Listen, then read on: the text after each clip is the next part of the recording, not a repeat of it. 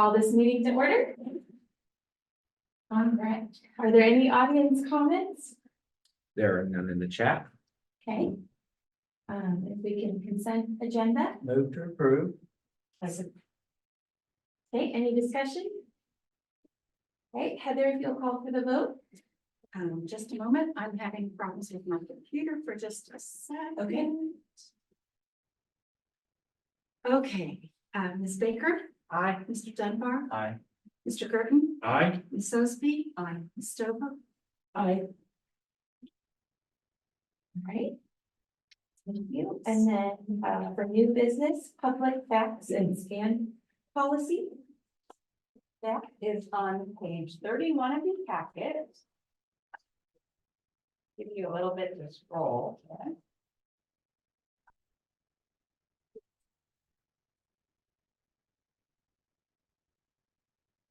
All right. And as you can see, there are not very many changes. We defined questionable material more specifically, which I'm sure TJ would appreciate if he gets here. And then refer them to user fees. And also, that there are two places where it, so that keeps us from having to update both documents if something changes. So that's an advantage to you to not have to see it, and that is it. I did double check also, for those of you who are former English majors, cover sheet as one word looks so odd, and I double checked that it is the correct spelling for a fact cover sheet, or it is corrected in form work. Okay, do I have a motion? So moved. Second. Okay, any discussion? Heather, if you'll call for the vote. Yes. Ms. Baker, aye, Mr. Dunbar, Mr. Girton, Aye. Ms. Sosby, aye, Ms. Stover. And then going on to social media policy. That is a very nice page. And this is based on a recommendation after an exchange between Kaylee and TJ.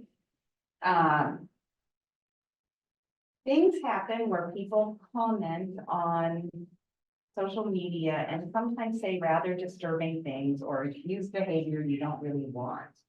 And as a limited public forum, there's not a ton we can do. We can't just hide people's comments because we think they're disturbing or whatever. But if we have an actual, if we adopt a policy, then we can follow that policy.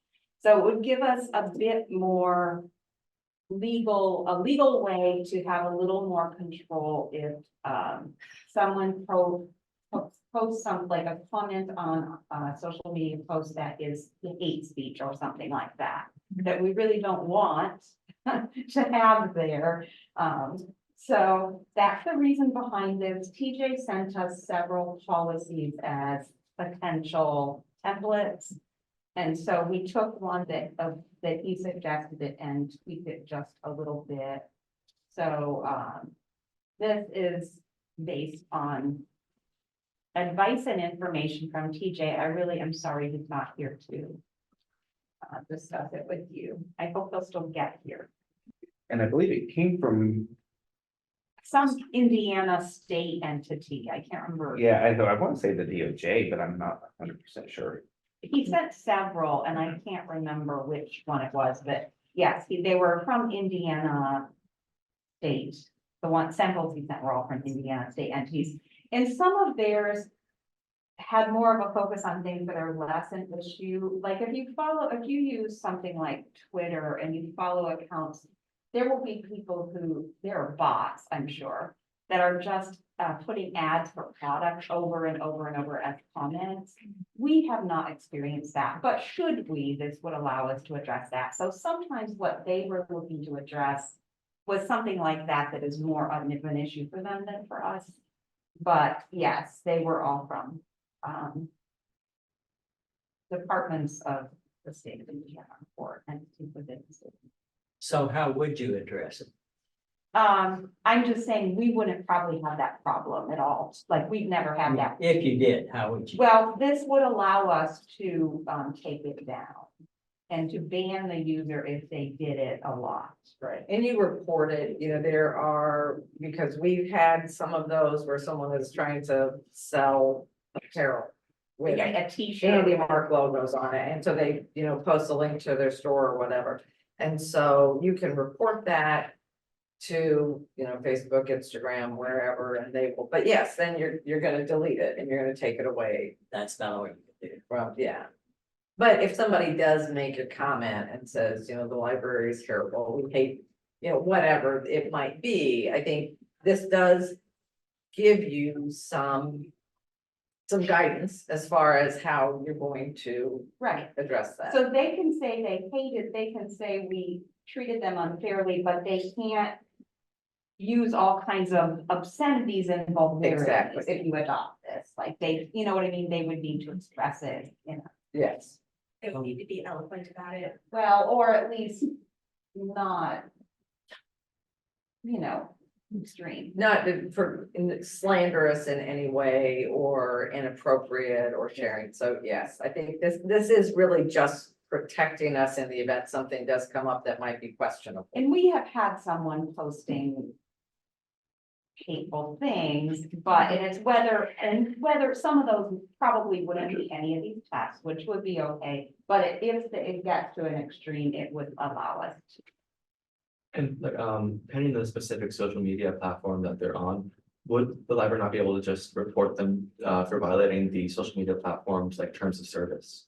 We probably can, it's just that can be really take a long time. And if you have your own, like if Andy Mark wants to, they could ban the person, they could hide the post, hide the comment.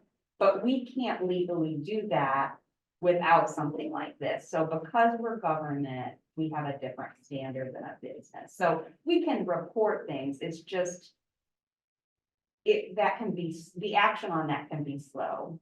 And so if somebody posts something and says, I hate people of some ethnic group and uses a slur, we don't want to wait up 3 weeks to see if Facebook will do something about it. We would like to.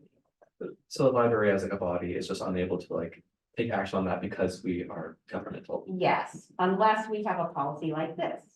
So thank you for having me clarify. It's always good to explain it 2 or 3 ways. So, yeah. So that's why we're asking you to do this. It is new. Move to approve. Second, Any discussion? Guess we've had a great discussion. All right, Heather, when you're ready, if you'll call for the vote. Baker, aye. Dunbar, Gerton, Aye. Sillsby, Stover. Aye. And I'd like to point out, this will be one of the policies that does go on our website. Okay. So they'll have access to it. And then we have collection development policy, materials reconsideration form. All right. The version that is on your Kindle is it's a little bit different than what you got in your packet at home. The PDF that you received at home. So if you had looked at it in advance, and you might want to still skim what's on your we had just a little miscommunication, so I apologize for that. So at any rate, Tammy is here in the audience and she is the one who worked on this. So if I say anything incorrect, feel free to jump in and correct me. But if you have questions for Tammy also, feel free to direct them her way. There are a couple of changes in here that I think were things at least one that we talked about at a work session several months ago. For example, that if somebody wants to complain about multiple things, they would have to fill out the form for each thing. That was a recommendation that came out of that work session. We also, Tammy has gone to some continuing education on this and paid attention to this. And so other than streamlining the genealogy stuff, like the change about how soon we would get back to them is specified in that we specified 30 days per title. So if you submit 50 titles, we're not saying we'll get back within 30 days. We want it to be clear that, because there are literally people going around, submitting 150 titles at a time. So that is not a reasonable workload for anyone here. So we just want to be clear. Now, could we move faster? Yes, but we're not promising we would. We also are adding that they need to be a KHCPL resident if they get to Form 2. So they can do this card first, but if they are taking it after, after the step of submitting this card and talking to Tammy, they want to go further and fill out the next form, which is called Patrons Comments on Library Materials, is what it says at the top of that. Then we're asking where they reside, because if they're formally asking us to get rid of something, then we are only planning to respond to, to take that through the rest of the process if they in fact are here and, are a taxpayer or own property within our district. And that may seem silly to you, but that it is happening that people are challenging things in states they don't even live in, much less communities. And so we don't need people who don't, this library serves a specific community. So we're clarifying that. And if people don't know, we should be able to figure out from the first card if they're likely to live in our district. If they don't really know their township, we can work with them on that, but. So it's not meant to be a barrier to someone who just doesn't know what township they live in. It's meant to make sure that you are within our service district. And then there's one additional question, which is a good one. How does this material come to your attention?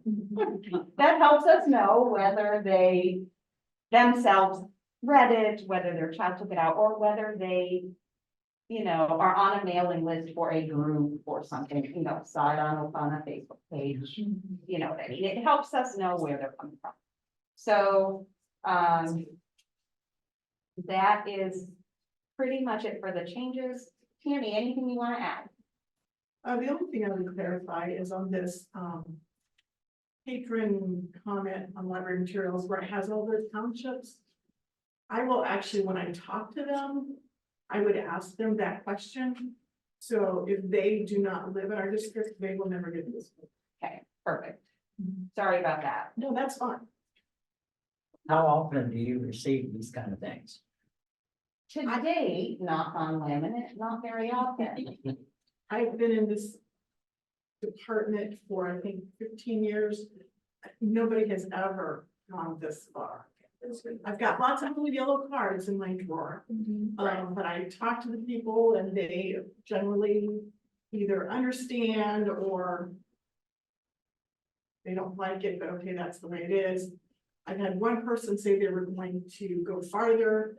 I sent them the form and they never returned. Now, I would not, however, at this point, consider the past to be indicative of what could happen in the future because of what is happening right now with libraries and materials. So. I'm glad there's a lot of barriers to entry to complaining about a book. Well, I think that's a good thing. we want them to have good reason and we want to know what those reasons are. And so it is just such a common, it's happening so much now that, we could easily, and there are groups in Howard County that belong to national groups that are extremely active in trying to get materials removed from public libraries and schools. So I'm not holding my breath about this. Yeah. And just to clear, make sure I'm understanding, after, if somebody would fill out the second form, do they speak with you then, or does it come to the board? Or I guess both of those things can happen at some point, right? Yes. Okay. So if they fill out this form, Mhm. then I would meet with Faith and Doug, Okay, and we would determine what's gonna happen with it. If they still don't like it and they still want to pursue it, then it goes to the board and you have the final board. And that is all written in the Mhm. policy. Yeah. I'm not sure if it's in this part, but it It is. is. It is, Yeah, it's on okay. page It's about- 35, steps 5, 6, and 7. I'm sure I understood, Yes. but yes, hopefully, that's not something. Move to approve. Second. All right, any discussion?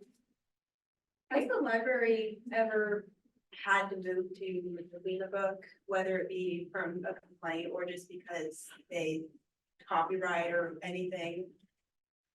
I'm pretty sure we ended up removing one once since I've been here, just because when we looked at it, it was like, wow, this is really kind of was written in a different time and place, and it, we didn't really necessarily need to have that particular, it came to our attention, we looked at it carefully, but it's awfully rare. I'm trying to think if there's been anything where it's, like, occasionally publishers recall books, right, Tammy?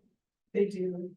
I mean, we have, like you said, if something is old or there have been a couple times, there have been a few times, somebody has said, this shouldn't be at this age level or in this particular thing, and we've looked at it and it's like, you're right. And so we put it in the correct thing, but it's very rare that we move to work on it. And I would say we already have some things in place that would reduce the likelihood of that. Like we have, instead of having one combined team section for grades like 6 through 12, we already have like a younger team collection and an older team collection.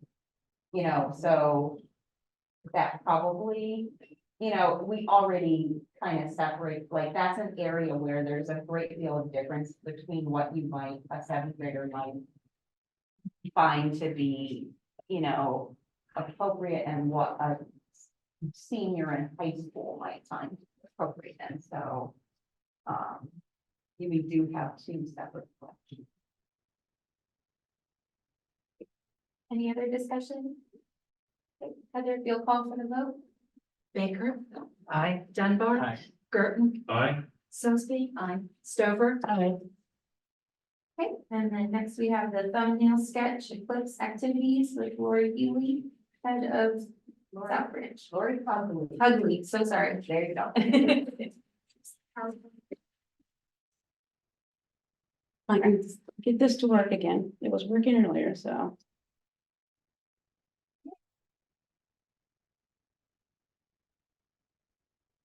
How many fingers should we cross? Oh, you did it. I did it. Well, And it's. It's hidden by the. I know it, and I can't. There we go. All right, you see that? I am just gonna talk a few minutes about our eclipse program that we're having April 8th. If you weren't aware, there's a huge eclipse on April 8th. The whole state, well, from Kokomo South is going to be celebrating. So we've got several programs. The Zoom quit unexpectedly. I believe the Zoom meeting is still going on. I Okay. think you're just not sharing anymore. Okay, Tricia said we are good. okay, thank you.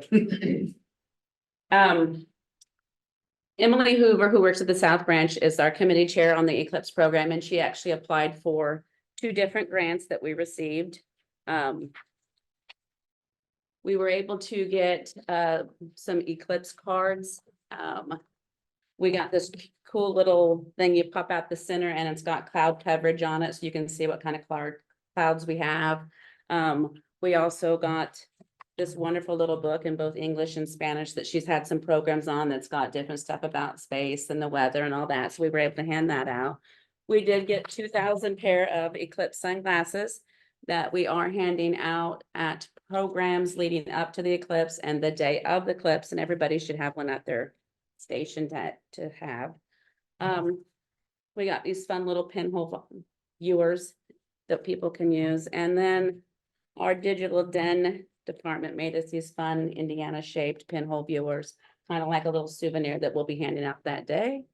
And then we have Eclipsed in Fun at KHCPL glow in the dark pencils will be given away that day. The Friends of the Library actually purchased viewfinders that you can put on your smartphone so that you can actually take photographs without damaging your phone. So we'll have those to share. This auto moth device that we're supposed to receive is a sound recording. So there's a group called Citizen Scientist, and we'll be collecting data during the eclipse and recording that, different sounds, how animals around us are reacting, the air temperature and all those. So we'll be collecting data for that and be part of, it'll go into a larger eclipse data. So those are some cool things that she was able to get. She also attended a training. We've done numerous webinars. She attended the live training where, kind of said, taught us how to do an eclipse program because we are not scientists. We are average people just doing the programs. So basically, how to be safe, how to keep people safe. So we did actually have a real training. And then these are some programs. We've done some different things. We actually did how do mushers in the Iditarod and astronauts. What do they have in common? The Citizen Scientist is the experiment and the recordings that we're going to do. And then we've got bunch of craft programs. We're actually doing an eclipse program with IUK, going to their observatory to look at things through the telescope. The day of the eclipse, we are going to have an astronaut obstacle course outside. We'll be collecting data. We're going to have our virtual reality games out there with some space games. We'll have some crafts. We've got some other outdoor games, and then we're going to have an indoor viewing session. So people that have little ones that want to come in and actually see it on TV instead of live in person outside to keep them safe. So we'll be doing that outside or inside. And then that's just our committee of who all helped and came up with some ideas. And that's what we are doing for the eclipse. It doesn't compare to what some of the things that are going on in Indianapolis. It's crazy, the things that are happening. So I'm hoping we'll get a lot of traffic from the northern part of the state because we are in totality, but just barely on the south side of Kokomo. So we will be part of the big hoopla. The advantage is the price is right. Yes, ours is free, where a lot of people are having tickets, and they say EMA and the State Department are, worried about traffic flow patterns. They're talking about, you might not be able to use your cell phone because of all the cell activity, and they're talking, have things in your car like it's going to be an emergency. And I'm like, well, I don't think it's going to be that bad. But you might not get across Indy after it's over for a few hours, but I think we'll be okay here. Where there will be totality. I would say further north, it's like the further south you go in Howard County, the better your totality is. I believe I'm not gonna swear I'm right. I believe we have 50 seconds of totality in Kokomo. Right, online there are maps where you can go on and you can see and where It tells you like seconds- exact times and how many Yes. seconds, and I think we're right at 50 seconds for totality, which is better than 0 seconds, but it's not the 3 or 4 minutes that some of them, but I'm not fighting the crowd. Any questions? We are, like I said, handing out glasses at our programs, and day of, I believe we got 2,000, which is a lot, and they were free. Yes, I was the one who registered them, and it was like 2 years ago. And we had such a memorable experience. Yeah, the last partial, it was like partial eclipse we had here. I swore I would be retired and never work eclipse again in my life because it was not a fun experience. You have to write, you have to promise a lot of things and write things about the glasses. I poured my heart into that form. Yeah, and I think we ended up with 2 boxes of 1,000. 2,000 was the maximum amount. So when we sue you, if we go blind. Just don't look at it. There are rules. We had somebody that day worried about their chickens and I'm like, your chickens are gonna be fine. I think the chickens are starting out. Yes, it's the people that aren't. But we'll have a lot of fun stuff going on, a lot of handouts for people day of. We're getting a lot of requests for glasses, so telling people to show up. Okay. I want to add one tiny thing to this. And creating this agenda was a little odd because I've been on vacation anyway, and I do apologize for this. So normally, if we're going to close the library at all, you would vote on that. I would like to ask your opinion on something related to the eclipse. And find out if you feel you would need to vote for this. I'm not sure that this would be possible at South because of what they have going on. But at Maine and or Rougeville, which is not in totality actually, but still an eclipse. We were considering closing for a very short amount of time and encouraging, when we're close to totality, encouraging people at Maine to just go outside, give them glasses and try so that our staff can go out and just try to herd everybody outside to look at it. In which case, if we really managed to get everybody outside, we would close for no more than 30 minutes and probably less than that.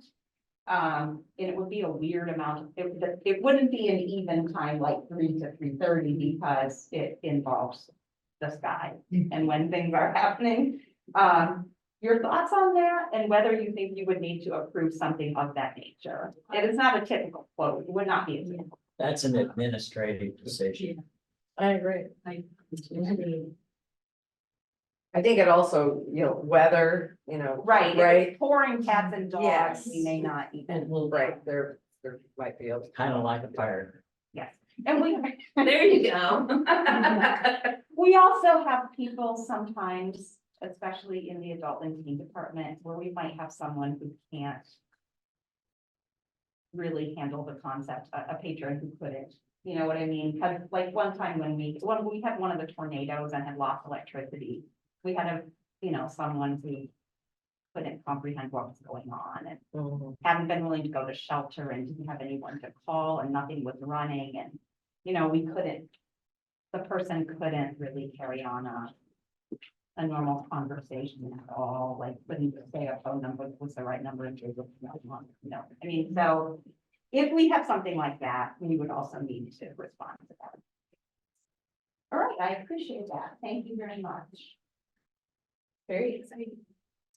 Right, and then the South Branch, stage ribbon cutting. All right, so we created built an outdoor performance stage at South. It was completed late last fall, and so we've not done a lot with it.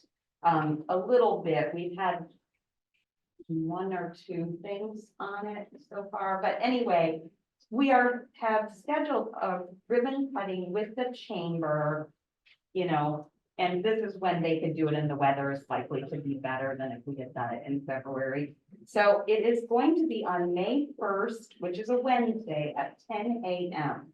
If you would like to come in your official board, member, library trustee capacity, you are invited to do that. It's a good chance at a ribbon cutting if we have a few board members who can come to get a photo and, it's just but I understand it's the middle of a weekday morning and you may not be available.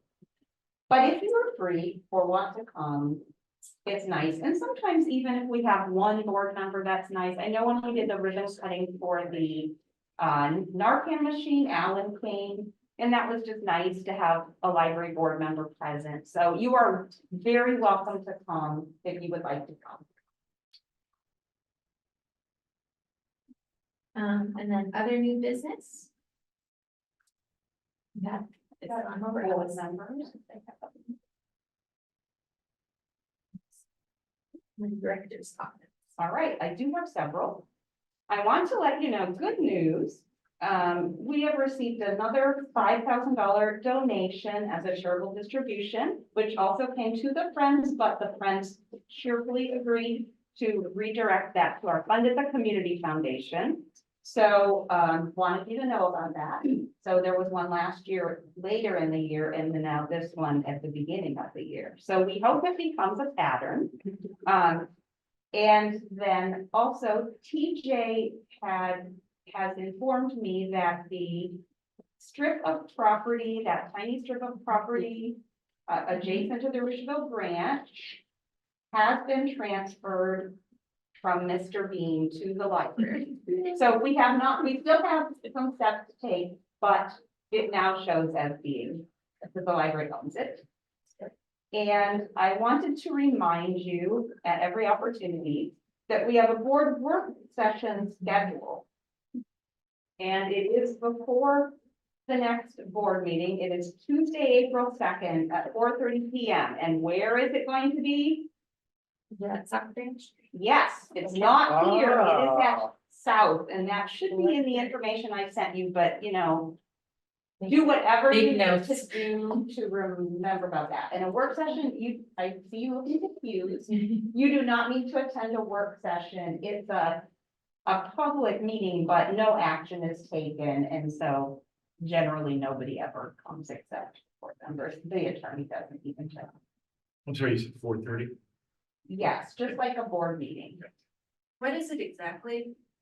It's a chance to just talk over things, so we'll put out an agenda of what we're discussing.